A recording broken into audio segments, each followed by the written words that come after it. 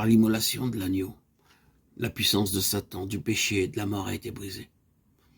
La chose est symbolisée dans Exode 12 par l'institution de la Pâque. C'est pour Israël une vraie résurrection, une délivrance complète de la tyrannie de Pharaon. Or, peu après, il semble que tout soit de nouveau remis en question. Surpris entre des montagnes qui rendent impossible un changement de front. Devant eux la mer, derrière eux une armée qui les talonne. Comme si l'Égypte avait juré de ressaisir sa proie. Le peuple angoissé croit à sa dernière heure venue. Mais au milieu de cette détresse, Dieu rappelle Moïse à la réalité spirituelle. Qu'as-tu à la main?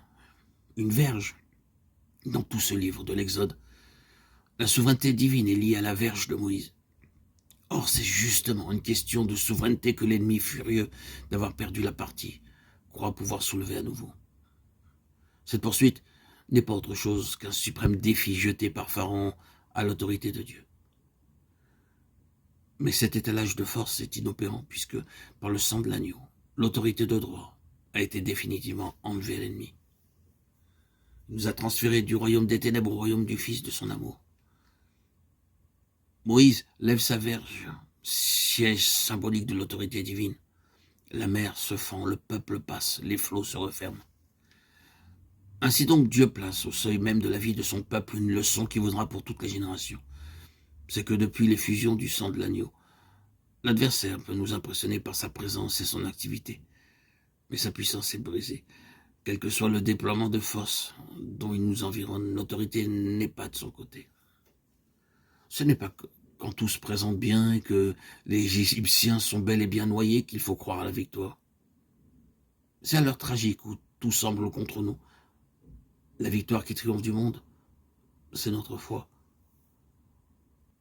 Si l'on me demandait de quoi le peuple de Dieu a le plus besoin à l'heure actuelle, quelle est la chose qui représente pour lui une question de vie ou de mort, je n'aurais pas d'hésitation. Notre besoin le plus impérieux, c'est que Dieu intervienne dans notre vision spirituelle pour que nous puissions voir ce que lui voit. Un grand nombre d'enfants de Dieu se trouvent aujourd'hui dans le même état que le peuple d'Israël, tel qu'il nous est dépeint dans 1 Samuel 3:1.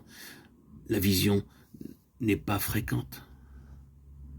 Autrement dit, il n'y avait point de révélation spirituelle parmi le peuple de Dieu.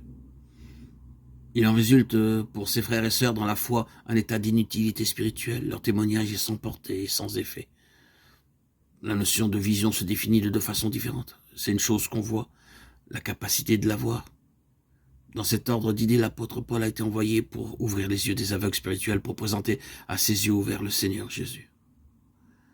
On peut dire de la vie chrétienne telle qu'elle nous est présentée dans le Nouveau Testament qu'elle est somme toute le résultat d'une vision. Dans le vocabulaire biblique, la chose est plus souvent appelée révélation.